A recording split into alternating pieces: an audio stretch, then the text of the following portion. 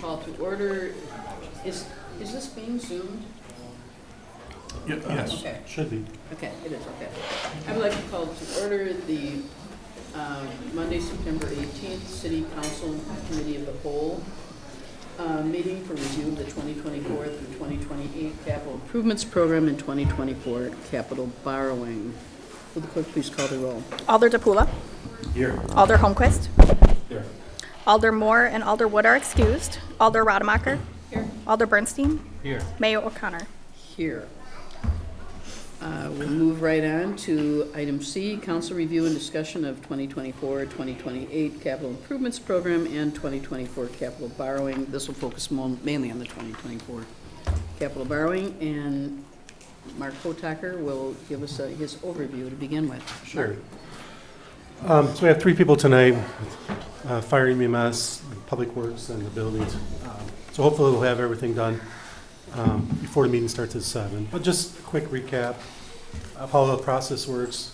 Back in like June or July, we send out directions to the department heads, say we're trying to keep it under between $2.5 to $3 million is our goal to keep under that.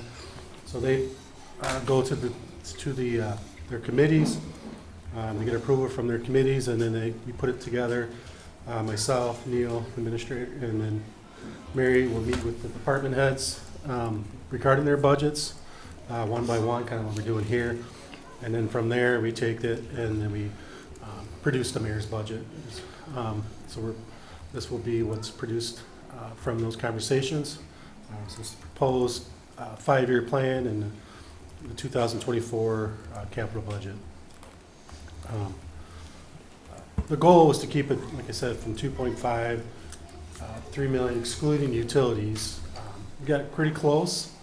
We also wanted to limit the impact on the operating budget, which is, as you're well aware of right now, with our new construction and everything, we wanted to make sure we're not adding on additional operating expense or additional costs for crew members to have to do. So we really kind of focused on that too when we're producing this. And then the total we end up getting at $3.1 million, excluding utilities for the GO borrowing for that. So came very close. I think we started at, I don't have page 3 in front of me, but I think we started around almost $5 million and got it down there.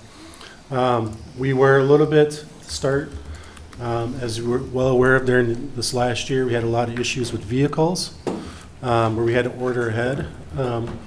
So they were approved already, but they were in the 2024 capital budget. So basically we had, that was already agreed upon. So those are in there too. So that was about roughly, we also had Nichols Road that was approved to start that. All that, I think we were close to $1 million already that was approved before we even started.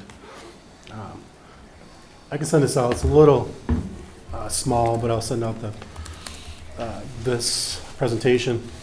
So the way the state works, you're allowed to borrow money up to 5% of your equalized value. So your equalized value here is $1,873,000,000. And so you get 5% of that, which is this 90. If you go down to the second last number, 93 million, that's 5% of that. Total outstanding general obligation debt will be at the end of the year, if everything still goes planned, nothing unordinary happens, is 47,235,000. The way the debt bond people say, well, you can reduce your 24 payments already as quote being paid already, so that reduces that. And then we have a band that will be basically turned into a general obligation note in about 3 years, so we have to consider that as still a general obligation. When the bond council looks like that, that is considered in there. So our total outstanding debt is $47,290,000. Well, it will be as of 1/1/2024. So you see the legal limit is 93 million. So we're 46 million under. Basically 50%, 49.5 is unused. So we're basically at 50-50 as far as our limit compared to our debt. As you're aware of, so that equalized value number is increasing every year. So that will increase the debt capacity every year. So here's a breakout where it will be at the end of the year. 24, when I say city, that's general obligation, that's your roads, your parks and everything. Here's a breakdown of each TIF, 4, 5, and through 9. And we do have some general obligation debt. A lot of times we use revenue bonds for water and sewer. Sometimes with the borrowings too small to use a revenue bonds, we use GO notes. And storm is almost $3 million. So that's total debt outstanding. And here's their other debts. We have revenue bonds and the bands. So you have general, 6.3. That relates to a property we bought. TIF 9, we have a TIF increment revenue bond. That is $11 million. And sewer and water. A lot of that relates to sewer and water. It is related to the new meter system. About $1 million is related there, and some other capital projects. So total outstanding other revenues, bonds, and total outstanding revenues and bans is $22,805,000. Kind of breaks it out here. It just shows between the general TIF and utilities. Here's our future debt payments. So in the next 6 years, we'll be making about $35 million in the next 6 years. Not all that's general. Here's kind of the breakdown of that. So we average in the general, it's about $3 million, 3.2. This year's a little bit lower. TIF, we make some large payments here in TIF 4 and 5, so we'll be paying those off fairly quickly. And there's some water, storm. Well, you can see the big jump from 24 to 25. There's a note it's callable, so we'll probably refinance that. And once we do that, we'll be back to the 3.1. Just kind of a summary. It's coming, I think, on page 2. Just shows all the stuff that we're borrowing. Working for 24, 25, 26, 27. As you can see, projected this year at 3.1, 25. 5.8, 5.1, 7.6, and 1.2. We didn't spend a lot of time digging into 25 through 28 just because we think a lot of it's going to be affected how the referendum goes regarding to public safety. So we kind of want to see what that is before we make any large changes. But I would assume that number is going to get down to the $3-some million by the time we start looking into that for 25, depending on how the referendum goes with that. And then below that, there's the 1 year borrowing for water and sewer, kind of the revenue bonds we're looking at. Impact on the debt service levy.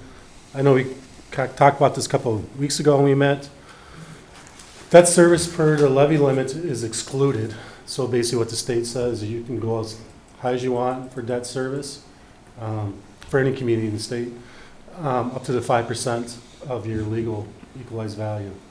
When we went to the public hearings regarding these new state shared revenues, I remember Appleton was talking and they were presenting, and they were saying basically that what happened to them is a lot of other communities are agreeing that a lot of stuff that really could be operating or should be operating, they're forcing a lot of stuff onto the debt service because there's a limit, but it's excluded from the limit. So it's excluded from the net new construction number. So, this is per thousand for the next 5 years, $21.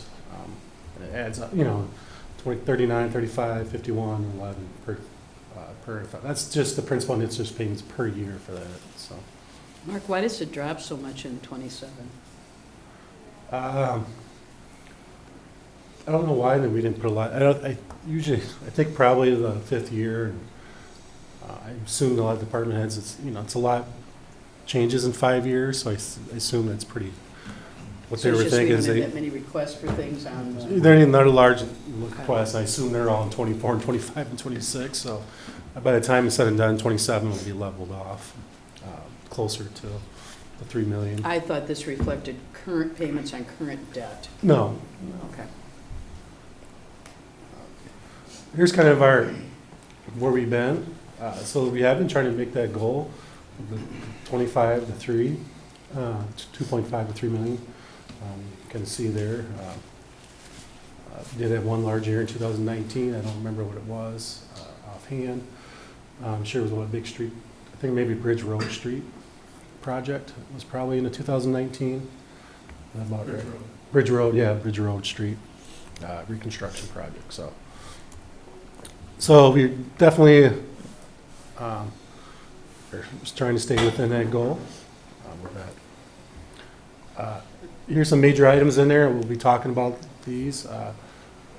On here, you know, IT that's just increasing so much, 70,000. Public Works roof and library roof. So basically that's 70,000 this year, but for next year we're looking at $1.4 million to do both roofs. So that's just something I put that in there because it's not big in 24, it's the big number in 25. The engine replacement, the ambulance cot, Nichols Road. I put highlighted those three because, you know, and the park more. Those 4 projects basically have been approved already. On Nichols Road, we still could probably stop that if you had to. But the 3 vehicles, they all been approved and ordered already. Street lights, we got a lot of grant for that, but we're doing, I think, 115,000. The one big project that's in there is the Winnequa Park Path and Schaefer Shelter remodel. Jake will be here on Thursday to talk about that, so that's probably the other big project. So if there's page 3 is a summary of all the things taken out. The big one is Tony Watha. That was taken out, and Dan will be up later, and maybe if you want, he can expand on that. We took that one out, so that was the big change to get where we're at. And so that's the biggest one. You can take a look at that. Dan, I'm sorry, Mark, Sure. can you pause for a second? Your page 3 is not our page 3? Oh, so not in there. I think it's page 4. Is it page Yeah. 4 now? Yeah. All right, Mike. So just, Yep. I know that might come up. Yeah, I'll change it. So, Yeah. All right, I'll get that. And just kind of items for the future, you know, public safety building, unknown, and the city hall building, unknown. Like I said, the roof of the 2, 1.4, and it's also 50,000 is also taking the solar panels off. I'm not putting it back on right away. So that's, you know, next year 1.5, 20 block trail. That's 3.1 million. That's including all utilities. 26, though, the HVAC, you know, Nichols Road is 1.2. There's grant money involved in that. And I think the finance committee was this kind of relates to the thing we were talking at finance committee with a patch that needs to be done, 800,000. And then there's Reach 64, which if people are aware of that, that's an expensive thing in the near future that we'll be working on. You know, like 5 to 15 years again, community center, senior center, new pool, Winnequa Park improvements, excluding the public safety building, which is already mentioned. So you can see here's some things we got to be aware of. So the rates on the impact on the utility rates. So utility rates, since they're funded by users, there's a requirement if they're revenue bonds, you have to be 1.25. Your net between your operating minus your expenses, excluding depreciation, has to be 1.25 of your debt payments. So that's kind of the thing you have to be in compliance. So water right now, there's no need for a rate increase. There might be in 2025 based on some of the numbers we might have. Sewer looks like it may be a 3% increase for debt coverage, and same with stormwater. That's all I have. Anybody has questions? Questions, anybody? Can you go back to the previous slide? And I can send this, I'll send this to everybody too. So debt coverage is our big thing. You have to be the 1.25 of your debt's payments. So the sewer and stormwater, those are just things that people are going to see on there. That's your, so you look at your utility bill, it would be that, made up that number.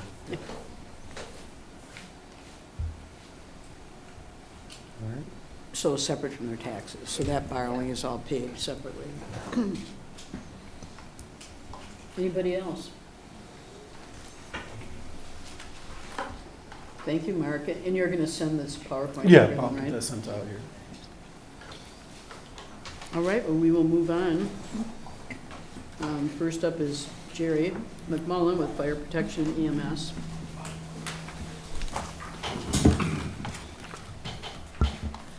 Which is on, Fire Protection's on page 48. Good evening. Good evening, Jerry.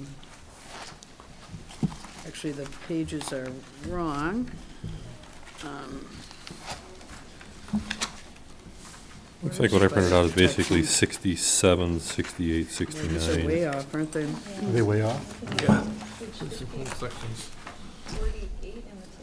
Fire protection. 67 is actually fire protection.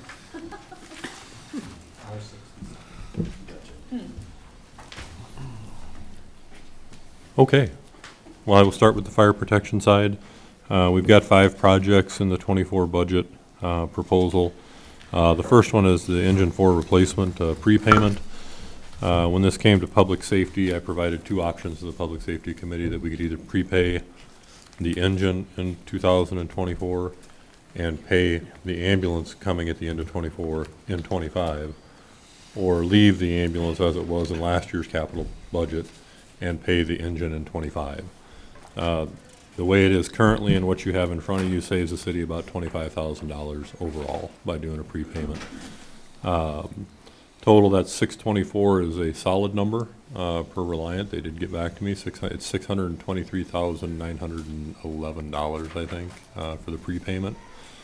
And that would be paid in the first part of April of 2024, is what they based that number off of. So the engine 4 replacement, the replacement schedule for engines is every 20 years. We started this process early last year. I assigned it out to an apparatus committee, which was several folks, both full-time and volunteer. I was not on that committee. I let them run with it. I gave them the guidelines of we need something that's the same size as engine 4 or smaller, but has the same capabilities as engine 4. We don't need another engine 2, which is what we bought in 2017.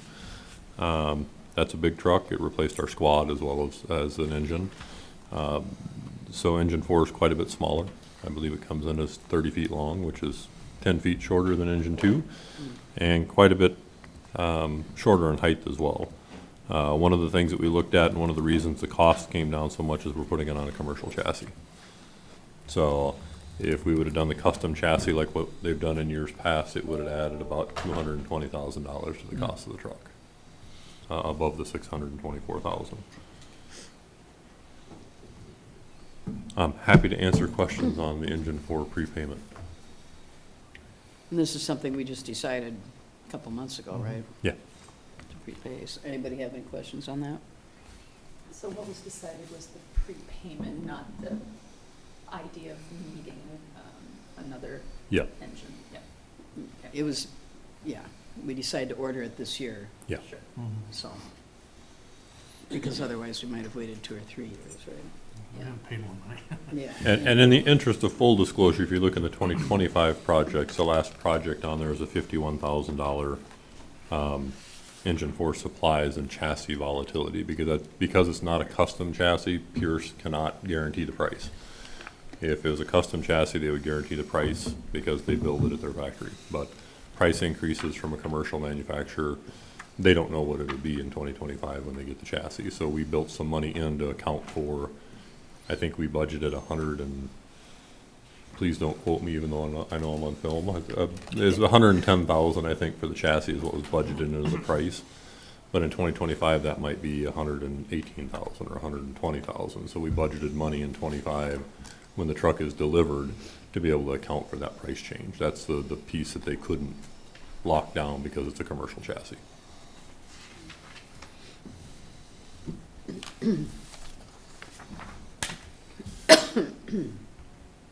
Project 2, we've been working on this for a few years. This is primarily from Assistant Chief Eckloff. He's a big radio guy. He's been trying to get this in place for a few years now. We have 2 radio receiver sites in the city.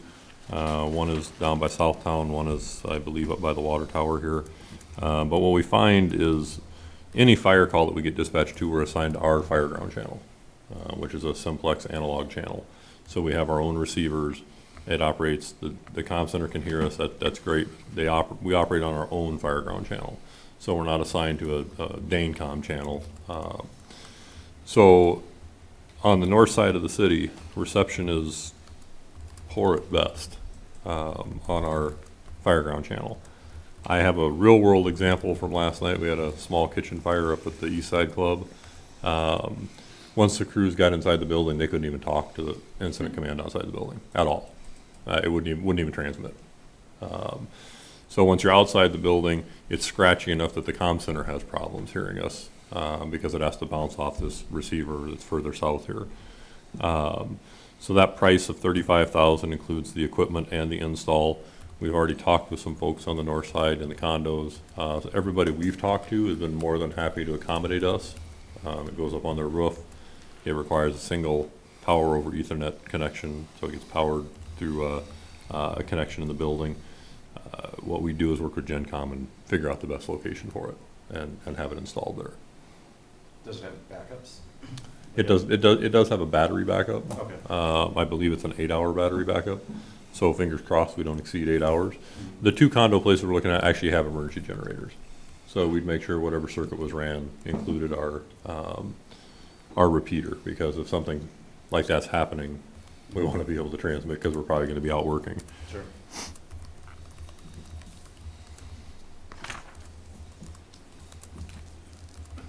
The next three projects are ongoing. Oh, I'm sorry, Brian. Chair, Yes. I'm not sure if this, I know we briefly discussed at committee level the possibility of safety grant money from the school district because this impacts the school. Has that been able to be explored yet? I have not been able to explore it yet, but I would say based on their grant cycles, it'd be something we'd look at probably early next year to see if we can offset some of the cost. Chief, I have a question about the radio repeater as well. Is this device something that would be used in every vehicle, every situation, or is it installed in just one vehicle? How does it work? It's actually installed on a building. So we have two of them installed, one down by Southtown and one up by the water tower. What it does is allow our vehicles to connect to it. Sure. So any fire call that we go on is on our fireground channel. I'm just curious why it would be ranked second. It feels to me like communication is pretty. In this case, we needed to get the engine approved. That's the only, That's- and again, it's a toss-up when it comes to priorities, Yeah, which is why I ranked it number 2. sure. I could have ranked either one or two. Yeah, no, I hear you. As far as that engine replacement goes, I know that there's, this is in line with, with replacement schedules. In your knowledge, has there ever been a time when we did not follow replacement schedules, and did we get burned for it? I know I a lot can't of. answer that beyond 3 years ago. Okay, sure. But what I can tell you is for an urban department like ours, 20 years is a long time. Long time, We yeah. run a lot of calls. Right now, most rural departments run a 20-year replacement cycle. Yeah. And they run 300 calls a year. Okay, We are managing to make them last 20 years. yeah, Once this is built, once we have this one, it's quite a while till we Yeah. have to order. Unfortunately, we just had to replace one sure. in 2017 or whatever, and Yes. then it'll be like 15 years. The next till we- large purchase, fire-wise, would be the ladder, and we're exploring options with that to minimize the cost of the And that's not till the 30s, right? 32. Yeah. I guess I was just thinking, are there known issues with Engine 4, schedules aside, are there just known issues that it's just not going to make another year? Yes. Okay. I mean, it's at the shop now for its annual maintenance. They discovered a fairly large oil leak in the main gasket. Sure. The AC's out again, even though Yeah. we just literally replaced the entire thing last year. Yeah. The pump itself is probably going to need to be rebuilt.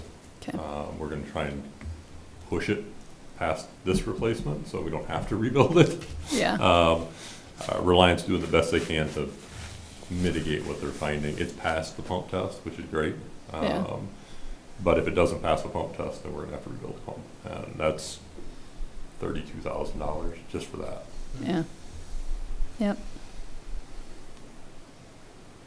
Anyone else? Okay, Neil? The next three, and I lumped the three of these together, these are our annual replacement things that we do. Radio replacement is replacing 5 mobiles. Our current mobiles are reaching the end of life, which is typically anywhere from 5 to 7 years. We're at approaching 10 or 11 on most of them.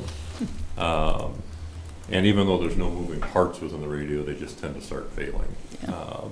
So we've replaced the majority of our portables over the last couple of years. So this year's project is to replace 5 mobiles, which are the vehicle-based radios, and that'll happen in the next, this year and next year should replace the mobiles and the fleet altogether.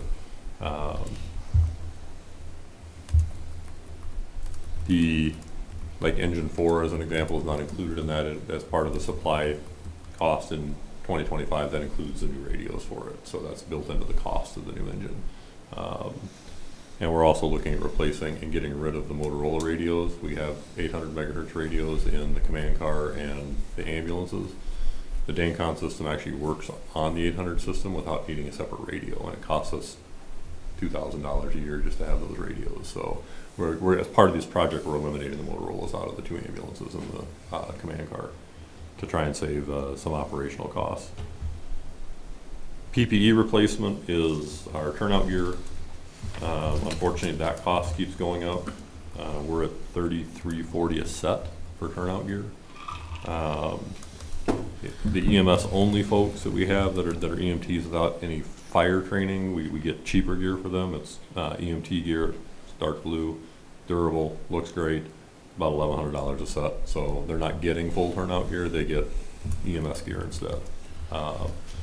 I know before I started, EMTs got the full turnout gear. We're not doing that. They're getting EMS gear. They don't need the thermal protection from the fire turnout gear. So that is enough for 6 sets of gear, helmets, boots, suspenders, gloves, all the little pieces that go along with it. It is on a schedule. It's a 10-year replacement cycle. NFPA requires replacement at 10 years. Used to be it was a suggestion. It's now a requirement. If our gear is more than 10 years old, they can't go and do their annual fire training at METC, which is required. METC will not let them. It has to be replaced and follow NFPA guidelines. And that's helmets, boots, pants, all that is all every 10 years has to be replaced. And durable equipment is a slight increase over last year, and that's simply due to the increase in pricing for everything, unfortunately.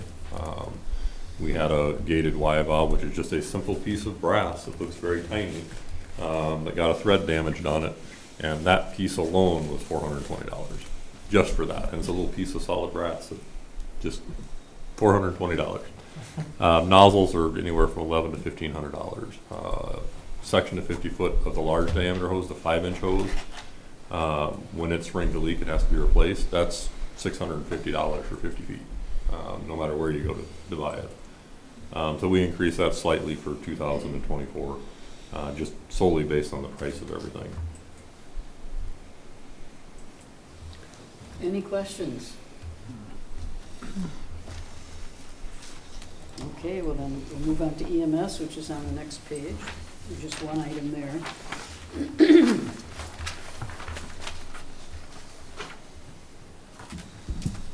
2024 project, the lift system, the cot and the stair carriage for the ambulance that we ordered.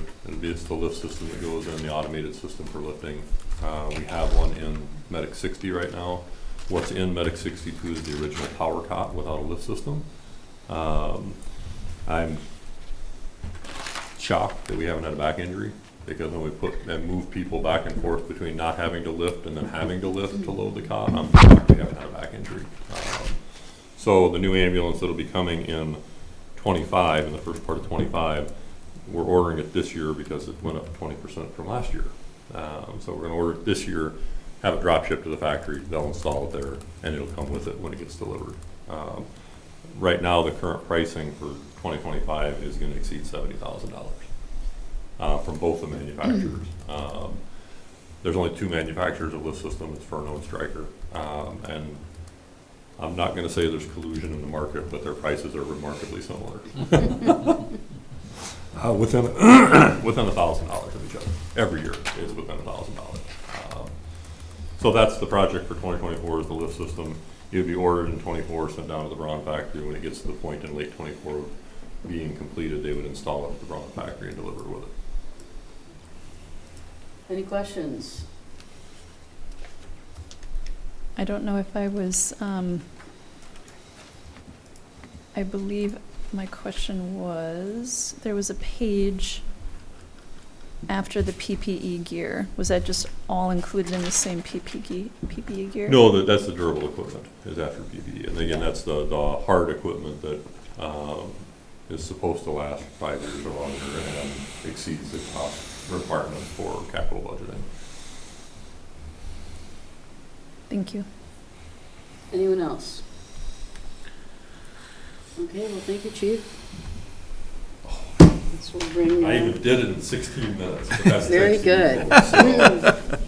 So, I want to leave plenty of time for Dan to write. So, thank you. Yep, thank Thanks, you. Chief. All right. Dan.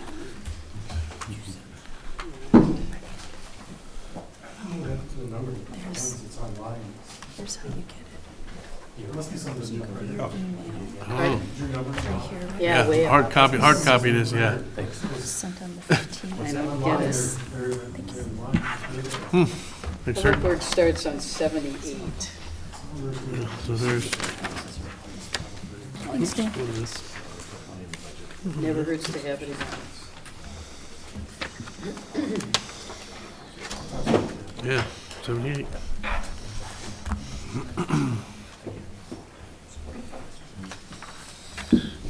Okay. What I just handed out is our points model system for equipment replacement. When we talk equipment after the project's done, that's when that document will apply. You will be going through the projects and equipment. There are certain projects that Brad will be leading up this year in 2024. So when we get to those, he'll just take over the next one, and then we'll just keep going back and forth that way.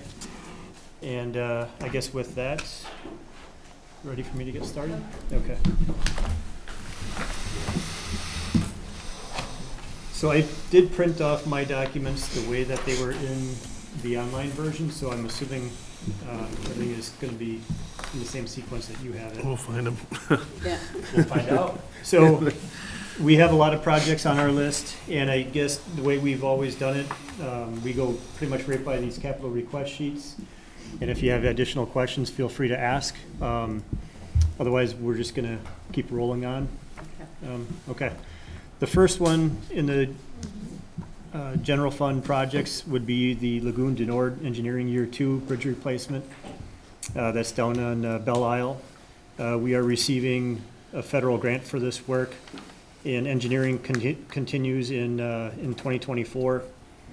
We have a total budget cost of $48,000 for next year. Eligible items for design is $33,000. Non-eligible items, $15,000. Non-eligible items are water main and sanitary sewer impacts, things like that during design.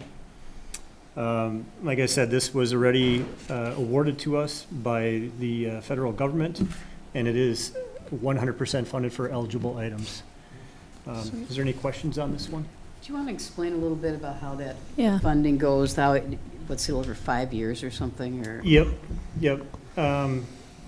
We had to do an RFP process, and then the engineer had to work with the Wisconsin Department of Transportation to come up with their contract. Everything has to meet the DOT prices, so that's why there's a certain negotiation process. We are looking at construction in 2026 and 2027. So over the next few years, we're going to be doing engineering. And for federal standards, there's a lot of engineering that has to be done. MSA is our engineer that will be doing that work for us. So we have quite a bit of work to do yet on this project. So of the 32,000, will be reimbursed the 32,000? Right, whatever, are you talking for eligible items? Yeah. Yeah, so based on their approved design, reimbursable amount, that's what we're looking at for next year. So although we'll have to borrow for the 33, we're gonna have to, Yeah, we have to rather front, to match it? correct me if I'm wrong, but we have to prepay, and then we get the grant funding Reimbursement. after, so. All right. Any other questions? Alder Holmquist, I can get you the funding that was approved in the application. I think I think this is just this is just a nice little asterisk at the bottom of the page for people to know that Yeah, we're borrowing 33,000, but we're actually getting the revenue. we're getting it back. Yeah. Yeah, we're not. Yeah. Yeah. So I didn't realize. So it's not gonna go against the 3. We're not gonna borrow. Perfect. It's just that we don't know when we're gonna get that money back though. Yeah. So. He'll float it out of his pocket. And I'm assuming the reason we're getting it back is because of the research and the work that you did to pursue these It's through the avenues of grant funding. writers. Yeah. There's a certain So, allocation that we get back it's for fantastic. design. Fantastic. All right, next item is our right-of-way maintenance. That is the annual projects that we do for mill and overlay, chip seal, Mhm. things like that. And we have that back at $300,000 for next year. Any questions on that one? Next item after that would be the Southtown Drive Street improvements. We're looking to do some preliminary engineering next year, seeking $25,000 for that. With Brad's assistance, we're going to be looking into the MPO to see if we can get on their funding list. Mm. That is an arterial on that section of the city. Any questions for that? All right, so the residential streetlight conversion, this is phase 2. Really, this is all just one big project. We got granted $80,000 in a carbon reduction grant from a federal funding program. That's distributed through the DOT. So we have a DOT contract involved with that. We will be using a proprietary light. The total amount requested to add on to the request from last year, or this year, is $35,000. So all in all, the total cost of the project is $215. After grants is $135 for a 2-year project. And this will replace all residential streetlights to LED. Those are lights that are on wood poles. So not the stuff on Broadway, Monona Drive, Southtown, River Place. That's great. Any That's questions? It's a really nice way to explain it to people. It's on the wooden poles, yeah. Yep. Brian? Mark, on our summary sheet, oh, hang on. I just found my own mistake, I think. Hang on.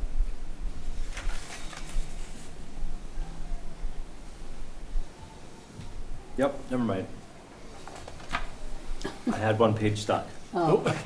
Right. In 2026, there's some, I'm like, wait a minute, these numbers aren't adding up. Some missing stuff. Yeah. Nope, I had a page stuck, sorry, thanks. Dan? Okay, next item, we're back to the ash tree removal program. I believe our latest calculation to date with the capital budget projects is about 438 trees that we've done with this program. And we're back in 2024 seeking a lesser amount than what we have in the past. We're asking for $50,000 to get this work done. The majority of these trees are taken care of by our contractor, Johnson Tree Care. If there's street ash trees that we can do, our crew will do those as well. But the bulk of this we hire out just because we have other obligations. Any questions on this one? Vic? Have you looked at the comparative costs of inoculating the trees as opposed to removing them? This decision goes all the way back to Mayor Miller when Bob was here. I believe the commitment is once you start inoculating, you have to do that for basically the life of the tree. Correct. And the decision when Mayor Miller was here was, we're gonna let the trees go as long as they can go, until, half the canopy or half the tree is dying out. And I think we're probably right around the quarter life that's left before we remove them. But this is a policy decision that was created back when Mayor Miller was here, so. The trees need to be inoculated every 2 years, typically 2 for that. years is what Yeah. I've heard, Yeah, yeah. it's Yeah. every 2 years, and the cost is approximately 250 to, depending on the tree, somewhere around 250 to 275 for the tree every 2 years. Mm, And we had over 900. that's not what I pay. Ash trees, right? Yeah, we started out with 600 and, 673. right, that's just in the terrace. That's not parks, right? That's not parks. So, Yeah. that was a policy decision by council probably 10 years ago already. And we replace a lot of them. We replace almost every single one of them. Okay. I just wondered if there was a cost savings, even though it's a bi-yearly cost. I'm not quite sure what it costs to remove and replace. But I just wondered if there was a way to analyze the comparative cost. That was completed years ago. I don't have Yeah. any of that information with me today. Okay. And it's too late to begin now. Right. Yeah. The disease is too advanced. Yeah, I've been treating a couple ash trees on my property for about 10 years. Every other year, about $100 a tree. I want your guy, because mine's 2. That's crazy. That's Okay, thank you. crazy. All right, thank you. Any other questions? So Dan, can you just verify, you mentioned 483 trees removed total, starting how many years ago? 2020 was the first year of this program, and it was 438 approximately, according to Brad's calculation today, As of today, as yeah. of today. Yep. So we've probably have about 2 years left on this, Yeah. 24 and 25. Yeah. So, All right, next item is Nichols Road reconstruction design. The original scope of this project was was revised just recently and sent to the MPO for approval. It was approved by the MPO policy board, so the funding amount stays the same.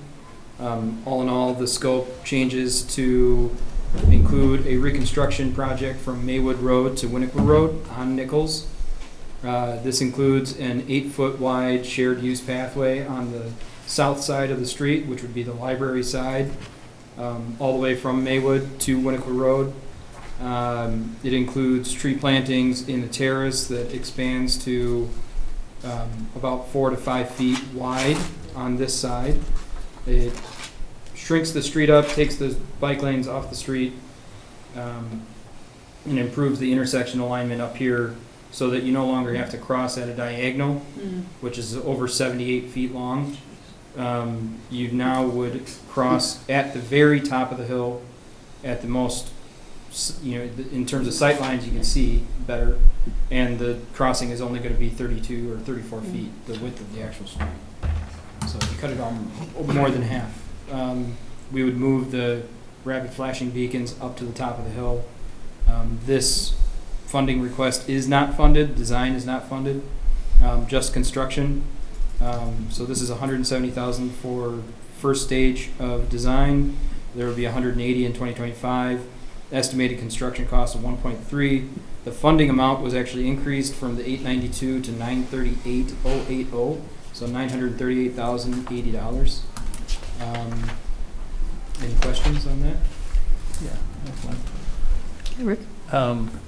In terms of the sight lines, because of that hill, I think it's Maywood and Nichols at the bottom of the hill is really bad too. Have you looked at that issue This will include intersection treatments at that intersection. as well? Yep. As the one at the top of the hill? Yep.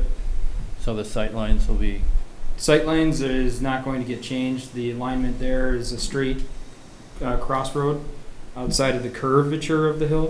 What we'll do is put in some type of speed reduction device oh, in terms of infrastructure, okay. so that either we can shorten the distance of the ped crossing and tighten the roadway to reduce speeds, or put something in like a raised intersection that elevates the intersection completely.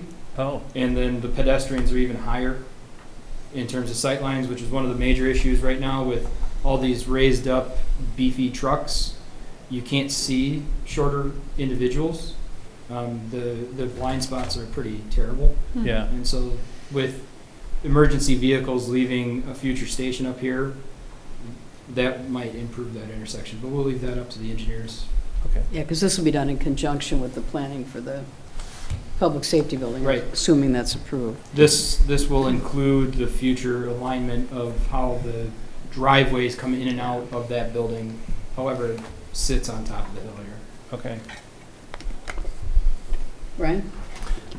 Just simply put, from Monona Drive to Maywood is all covered underneath the other program?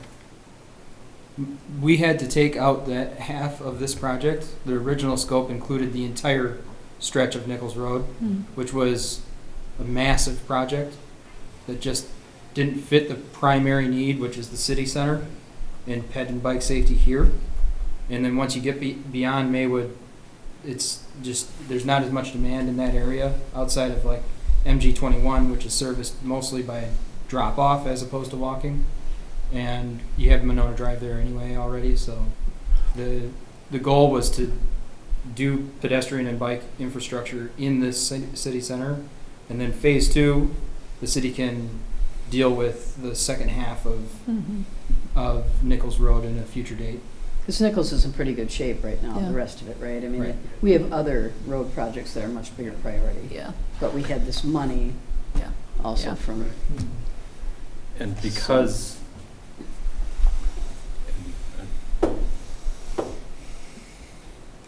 from last I heard was the MPO connected to Nichols, and I guess I must not have connected that the project had changed locations. And so this request is really for the funding regarding the engineering for the project that's still being paid for by the MPO grant. That's correct. The bulk of the project. Yep. The scope of what is being addressed is this shifting to this section with this type of design, but the design wouldn't be set. Or the design is set.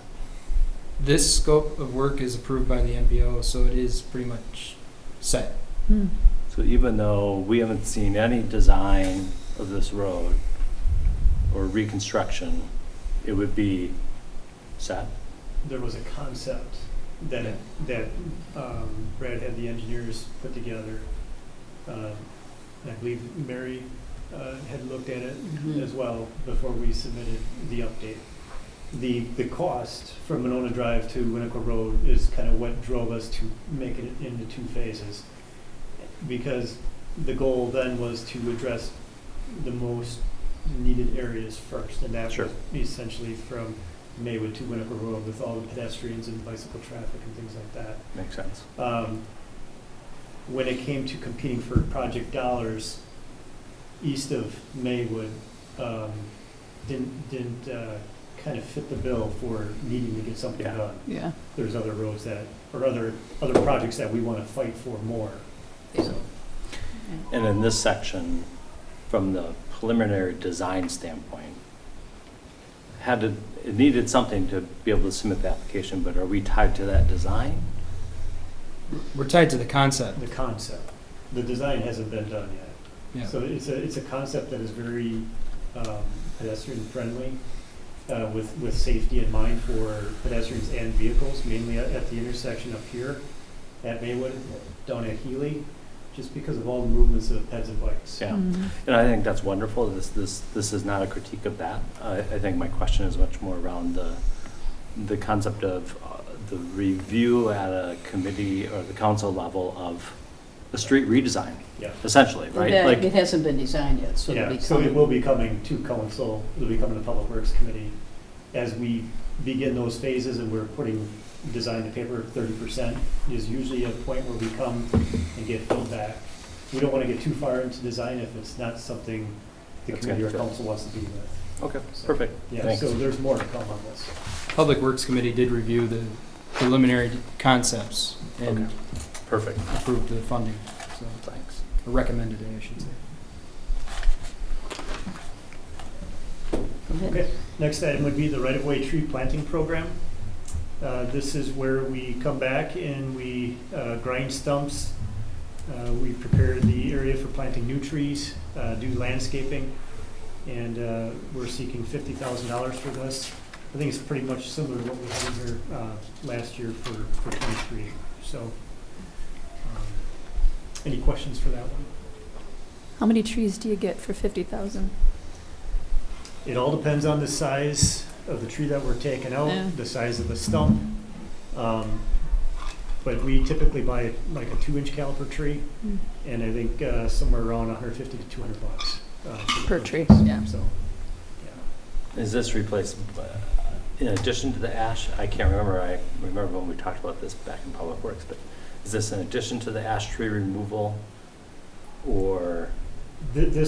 So the goal with this right-of-way tree planting program is wherever we take ash out, the goal is to put one back in if we can put one back in. So that's what this program covers. So the ash tree removal is purely removal, stump Mhm. grinding, or no stump grinding? No, that's just strictly removing the tree. Okay, The so stump grinding, we do that work. internally? We rent equipment if we need to rent equipment, and that's where That some of comes out this of here. money is allocated to, Okay. yeah. But the bulk of it is going towards landscaping and tree purchase. I believe we rented an additional stump grinder this year to get caught up on the list. Things like that would come out of this funding. so. Okay.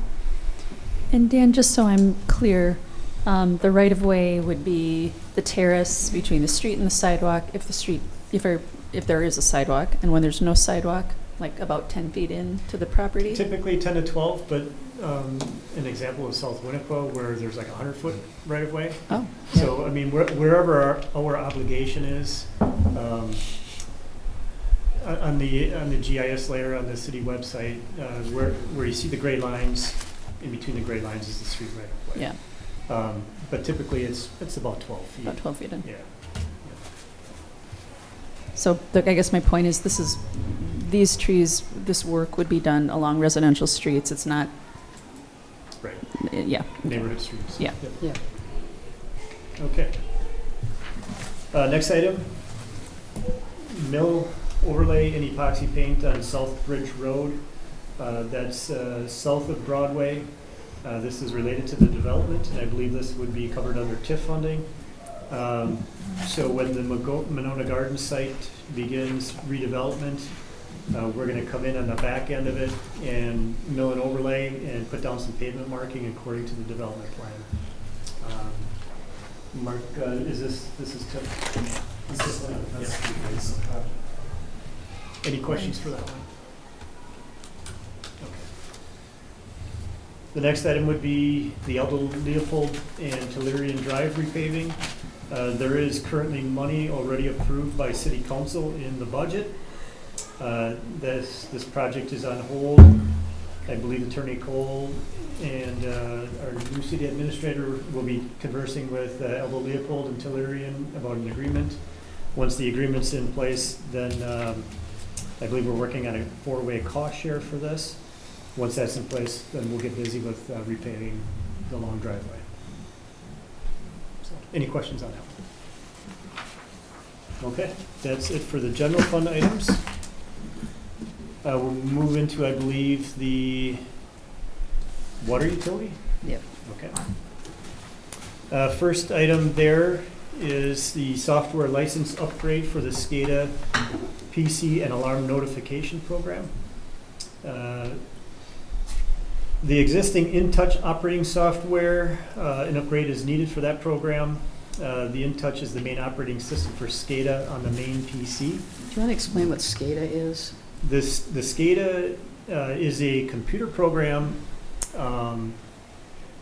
that operates our entire water distribution system, our stormwater lift stations, and our sanitary sewer lift stations. It's you can view it on the computer, or we have these touch screens. You see the entire system on a screen. You can turn pumps on, turn pumps off, you can see water tower heights, you can start, if well 1 is running, if you need more water, you can start well 3. You can do all this from the computer or from a touch screen. And that's SCADA is an abbreviation for a very long series of words, but Supervisory control and data acquisition. yes, yep. So it's automation of the operation of all of our utilities, and it's very efficient. It actually saves the city money by having this program in place.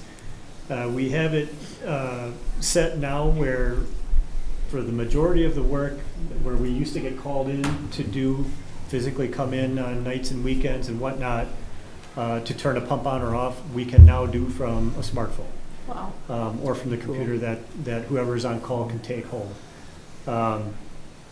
You know, we cut down on overtime. So right now, when somebody has to make that adjustment, after hours, it's 15 minutes of overtime versus 2 hours of overtime. So there's trade-offs to doing these upgrades, but it's real-time monitoring, and if something is slightly out of whack, there's an alarm that sounds that everybody's notified of. We have 8 staff that are part of the call roster. That means 8 staff that have this on their cell phone, so everybody gets the alarm. It's instantaneous response to the system. So the biggest component, I guess the most important part of this program is the water system.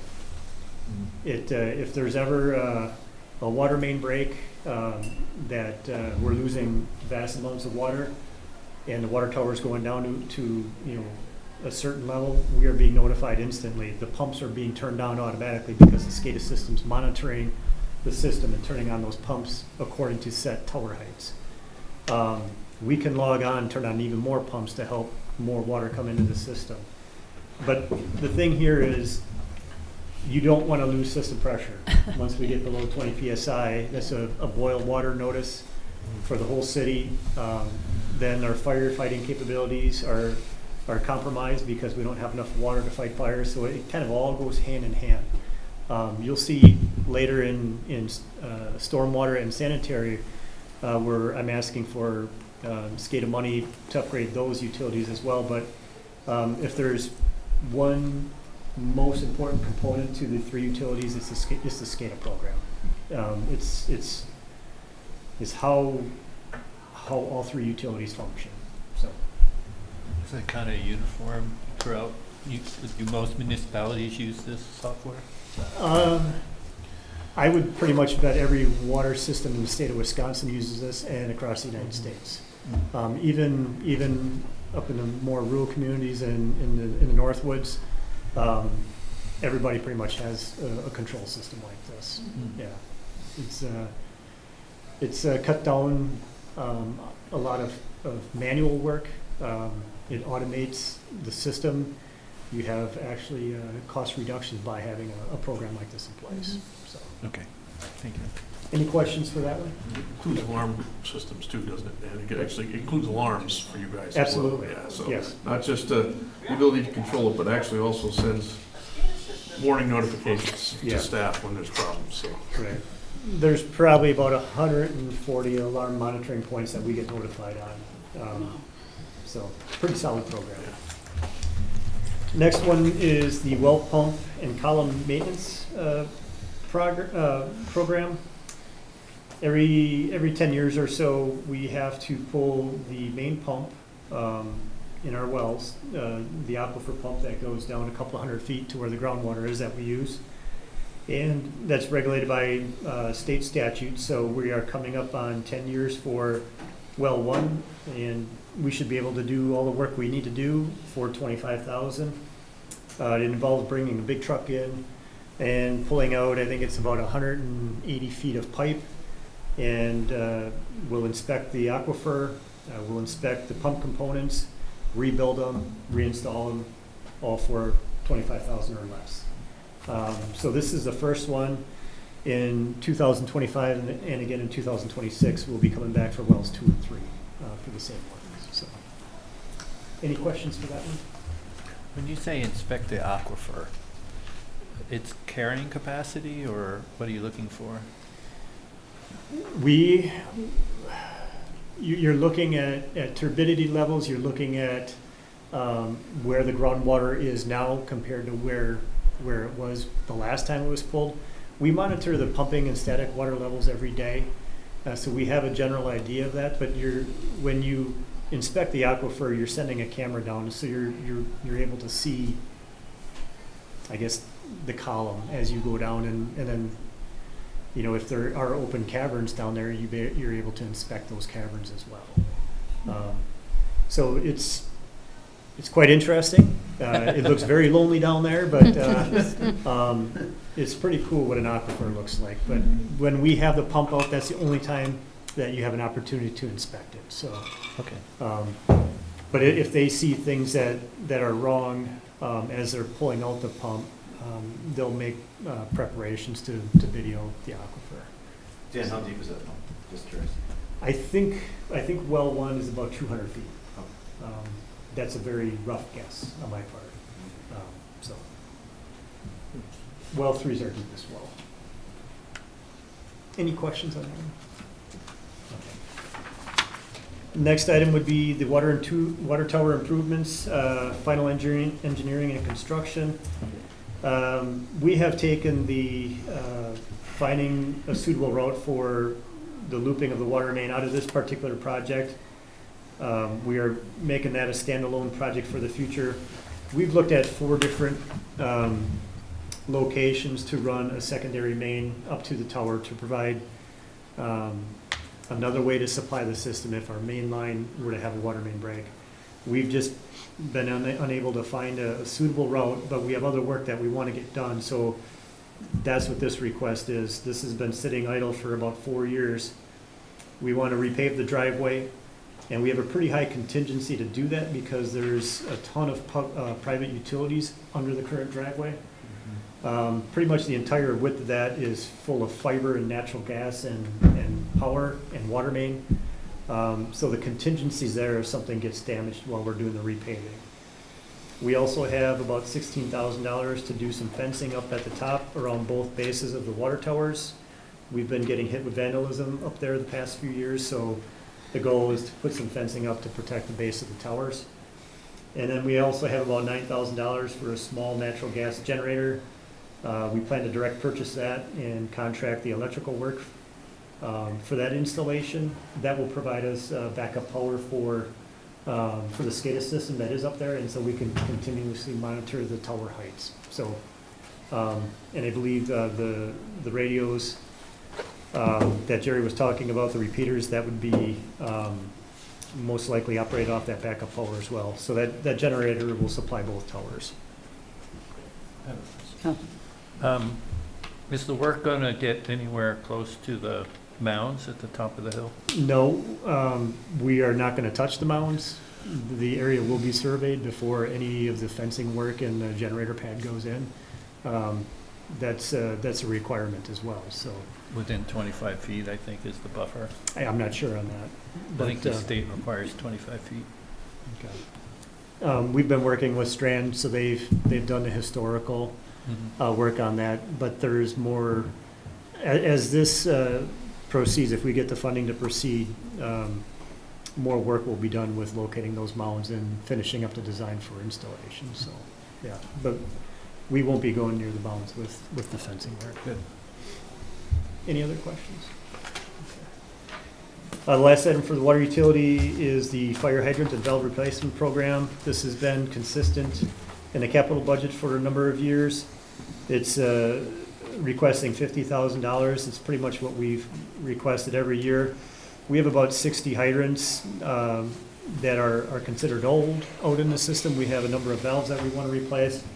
So this money just keeps attacking that list. We're able to replace probably about 5 hydrants a year, 1 or 2 valves, depending on the cost and what's needed out there. So, any questions from that? Did you say there are 60 known? About 65 that we need to catch up on. And these are hydrants that are not operable? They're operable, they're just old. Okay. Yeah. Okay. Any inoperable? Not that I'm aware of. If you see an inoperable one, it'll have a garbage bag over it. Okay.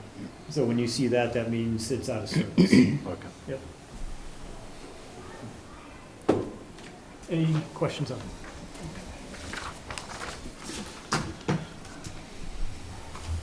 Moving on to stormwater next. This first item is for SCADA request. This is $33,954. We have 3 stormwater lift stations where the SCADA upgrades will take place. The Nishishin, Pocahontas, and Tecumseh stormwater stations. Pretty much all the same work is going to take place at all 3. We're looking to replace the PLCs in the lift stations and install new Ethernet switches for communication. And then miscellaneous work remains at all 3. Complete installation, operator training, and complete the drawings. The PLCs is a computer control system that monitors and it monitors the state of the input devices and makes decisions based on custom programming. So I'm not sure if you all have heard of PLCs or not, but it's the brains of the SCADA system at the lift station. So, any questions for that one? Okay. All right, next item is 2024 Phase 2 Reach 64 Stormwater Improvements Design. We have preliminary design funded in this year. It's underway. This would be for the bulk of the rest of the design for a stormwater improvement project. These projects are mandated by the DNR through our MS4 permit and the Rock River TMDL, which also includes the Yahara River watershed. There's grant programs that will help fund this project. Those grant programs are reimbursable only, so we have to fund it up front and then file for reimbursement afterwards. This design includes a project in the Kelly Place street right-of-way. One thing that's in here right now is it mentions Maywood Park.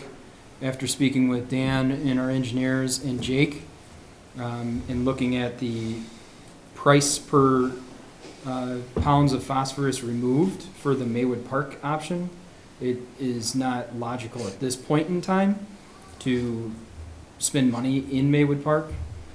There's just not enough bang for our buck, and there's higher priority projects coming down the pipeline. So this project would most likely only include a project within the existing right-of-way between Midmore and McKenna Road. Say that again, Midmore and McKenna. On the south end of McKenna.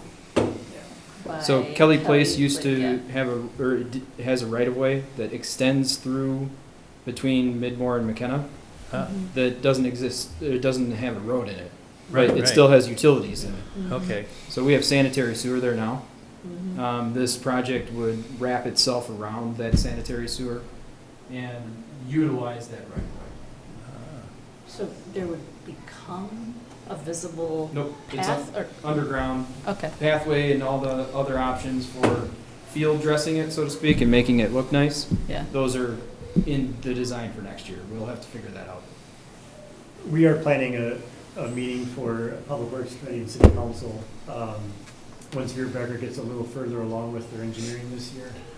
But they've got some pretty cool design concepts that we're looking at for this one. So probably after the capital budget is approved is when we'll most likely try and schedule that meeting, but we're kind of a little slower, I guess, maybe. I think we have enough new people on both committees that I think it'd be good to Yeah, explain what Reach 64 is and right. all the impacts it has on us. yeah, I appreciate that. Yeah. Yeah, thank you. So, yeah, typically these projects, all said and done with construction, are funded over 75%, or 65%, I should say. So To the county. 35% of the project is cost shared by the city, and around 65% is funded through grants, which is pretty darn good. Yeah. And our share is through stormwater fees? That's correct. That was the project we did at Stonebridge a couple of years ago, was Yep, I the remember that first one. of these Reach 64 projects, yeah. I do remember that one. Right. Next item on the list, related to Reach 64, is a 2024 stormwater quality plan update. Last update was done in 2014.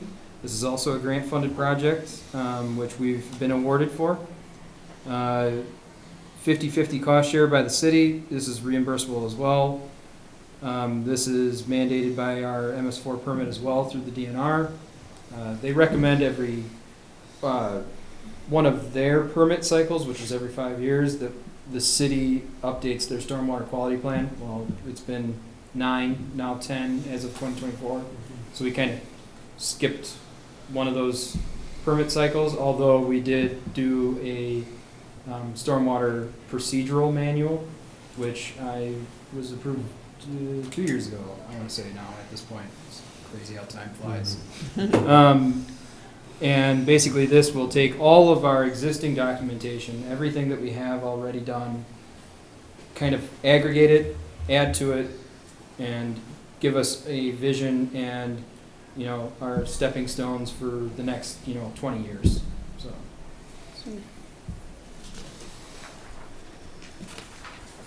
Next item would be the annual storm main repair program. We have this in the capital budget every year. It's pretty much the same funding. We have about 130 outfalls that we maintain, and we also have a certain amount of miles of storm sewer that we have. This funding will go to lining storm main, it'll go to replacing inlets, it'll go to replacing small sections of storm main. Basically, it's an emergency repair fund for the storm main system. Any questions for that? What's riprap? Rock. It's the rocks Boulders. around like the ponds. Shoreline armory. It's a great word. Okay, any other questions for that? Last one for storm. Yep. Brad. Interlake and Gestalt Stormwater Basin reconstruction. This is just for preliminary engineering. This is to do initial inspections, surveys, kind of work out the kinks of some of the intricacies of the industrial park basin, which is the Gestalt Basin. These are stormwater management devices, treatment devices, and flood management devices. So this will give us a chance to take a look at all of those basins and get an idea of what we're working with. I'm pretty sure we haven't touched those basins in Decades. yeah. So they're in need of repair. And those were all basins that the city put in as part of the development? No, the Interlake one was put in as a flood management device when they cut in those channels over for River Place in that area. Okay. The industrial park basin, the Gestalt Basin, was put in as they were developing the industrial park after Highway 12 got moved off Broadway to where it is today. So that basin serves a majority of the industrial park east of Southtown. And the thing about that basin is that the properties that drain to it can utilize it for their requirements for flood or runoff management and treatment. And so there may need to be a cost share. That's why I was thinking from the plan, I remember addressing this with some other projects over there, so I was surprised that it was our responsibility, but.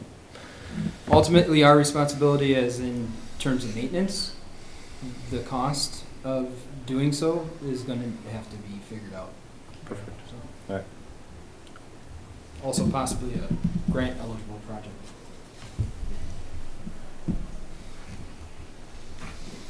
Okay, any questions for any of the stormwater items? Otherwise, we'll move on to sanitary sewer. The first one there is the third leg of the SCADA improvements that we're seeking. This is for all the sanitary sewer lift stations. Included with the lift stations for this, we are also looking to install new touch screens. That's the monitor portion, so the operators can see the system and view what they're making their changes to. The Ethernet switches as well will be installed. removing the old Micrologic PLCs. Pretty much nearly the same work at all the lift stations, and the price we're looking at is $102,000 for this work. Southtown and Onderdonk, not quite as extensive as some of the others. So, any questions for that? Next item would be this was one that was removed last year at this time for other work. It's the sanitary sewer lift station improvements, design, bid, and construction phase 1. This would be for the Midmore lift station and the Winnequa Road lift station. These are the two oldest lift stations that we have in the system, and it's to the point where the pumps that we have there now, we cannot locate any replacement parts. Certain components have been welded together in the past that are now wearing out. Time is of the essence for this one, for the Midmore and Winnequa Road lift station project. We're looking to do pretty much everything with this allocation. So design, bid, and construction. Any questions for that?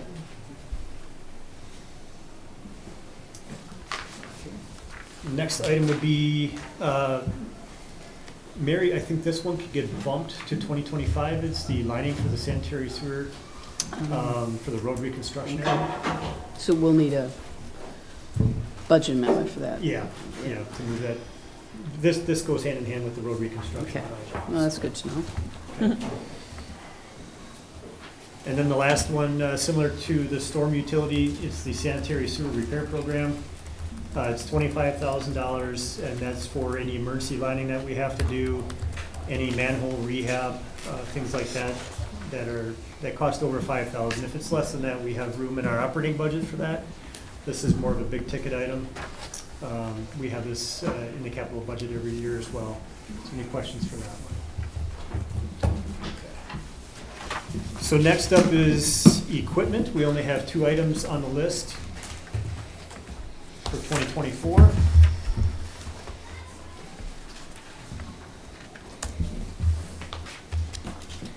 I did hand out the points model system. That was what you received prior to me starting here.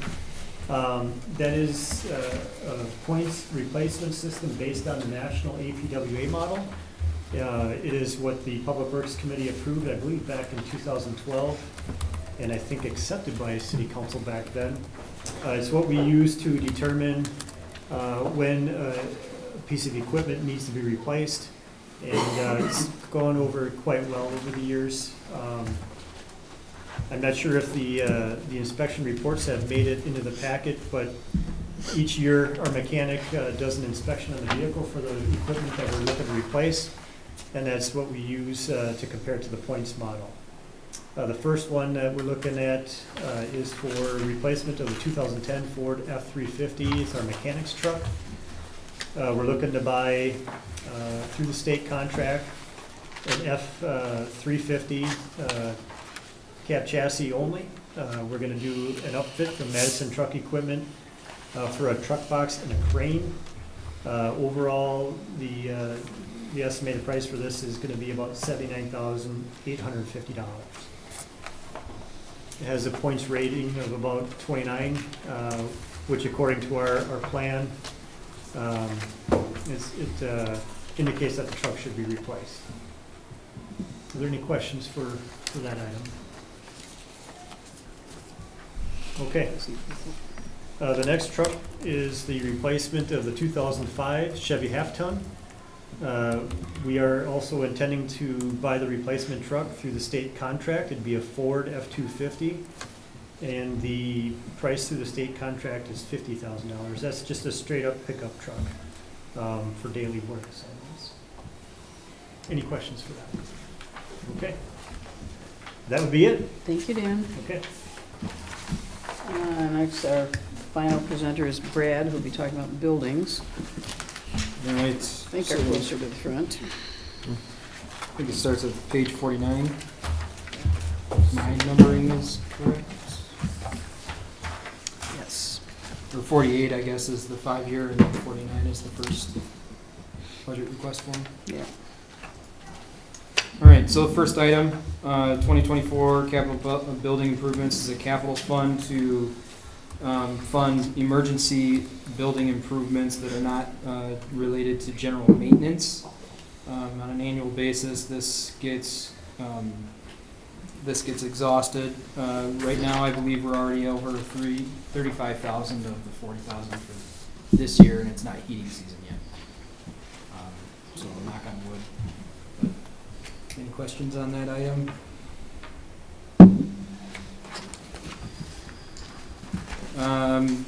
Item 2, 2024 Phase 2 Public Works Garage Building Envelope Improvements.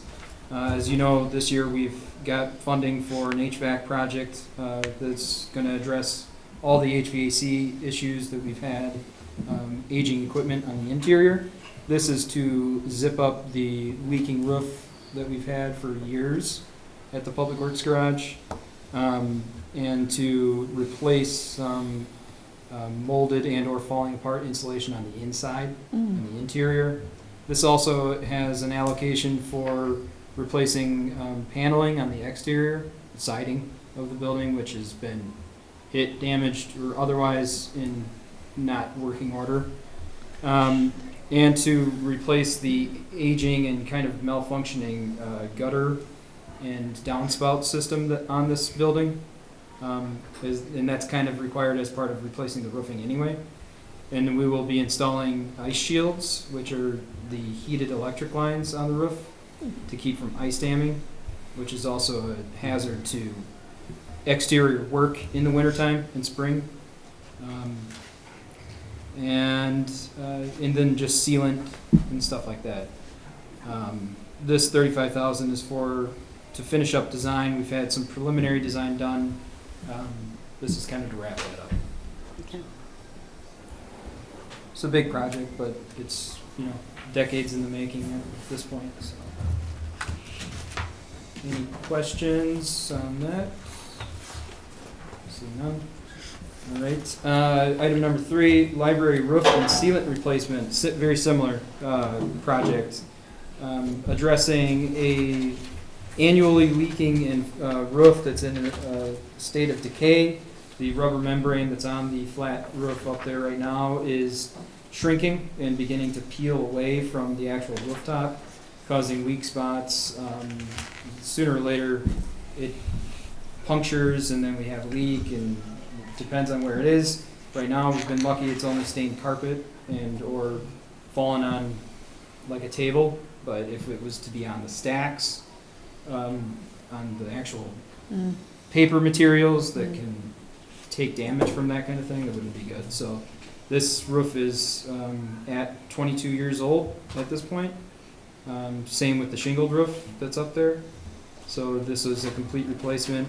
For both projects, it requires the removal of the solar panels, which is added into the overall construction cost. So all of these were slated as a cooperative project for 2025 construction. The goal would be to bid them both A and B as alternates on the same bid and attract the big fish so that we can get better pricing. So the solar panels won't go back up right away? Or are you trying to figure out a way to include it in the contract?